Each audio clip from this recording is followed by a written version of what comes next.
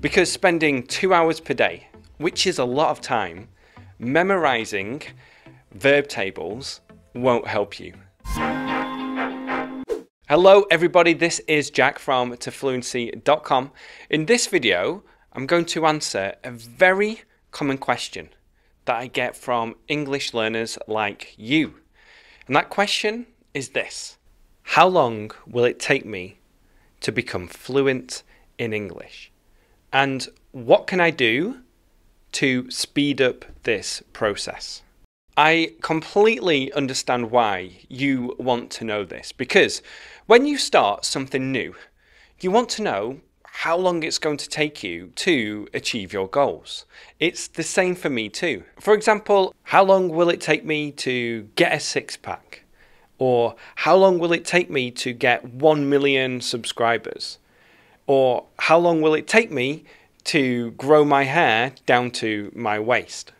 Going back to English fluency, a very important thing to know is that going from an A2 or a B1 level to a C1 level is a big goal. Only a small percentage of those learning English reach that goal. Now, a C1 level is where you can basically have conversations about most topics and you feel confident doing this. You use the right grammar, the right vocabulary. You don't make many mistakes. And like I said, it is difficult to get there. But no, it is possible. It is possible to reach that level if you follow what I'm going to talk about in this video.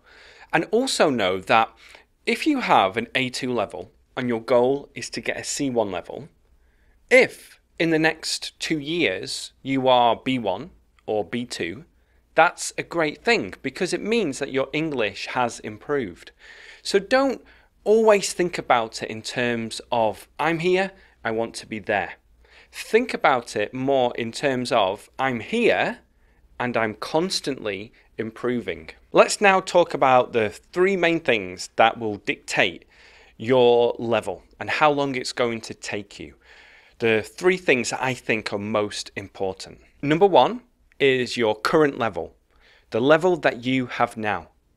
Number 2 is how much time you spend learning English per day. And number 3 is what you do with that time. The first one is obvious. If you have a good level already, then it's easier to become an advanced English speaker. But if you're starting from the beginning, it's going to be more difficult. The second one, how much time you spend learning English per day, is something that you have control over. What's important is how many hours you are willing to do per day moving forward. If you want to speed up this process, if you want to become fluent in English faster, you'll need to spend more time learning English. I've got a question for you. How much time do you spend learning English per day? This includes watching videos like this, going to a language school, doing anything in English. Okay, so how much time you spend learning English per day is important, but what you do with that time is important too. What we're talking about here is your study plan. What you do to improve your English, which methods you follow. Because spending 2 hours per day, which is a lot of time, memorizing verb tables won't help you. It's not going to help you speak more fluently. It's not going to help you understand how to use grammar in a natural way. It's just a waste of time. However, spending 2 hours doing something like this will make a big difference. So here is an example of a study plan that might work for you. The key is finding something that suits you and your strengths and your weaknesses and also your goals. But following something like this is very powerful. The initial 30 minutes are spent working on your pronunciation. So you listen to sounds in English and you repeat them. You try to improve your intonation. You follow programs that are going to help you with this. Many learners don't work on this area, but it's such an important area if you want to improve your speaking. Then spend 30 minutes reading and listening to a book. So you can find a book that includes an audiobook and listen and read at the same time. This is followed by 30 minutes using my speaking method. This is where you imitate native speakers and you copy the way they speak. This helps you improve your speaking in general, but you'll also learn new vocabulary and internalize grammar. There is a link in the description to this method. And then you end the 2-hour study plan by doing 30 minutes of conversation. So you find a speaking partner or you hire a teacher and you practice your English in a natural way.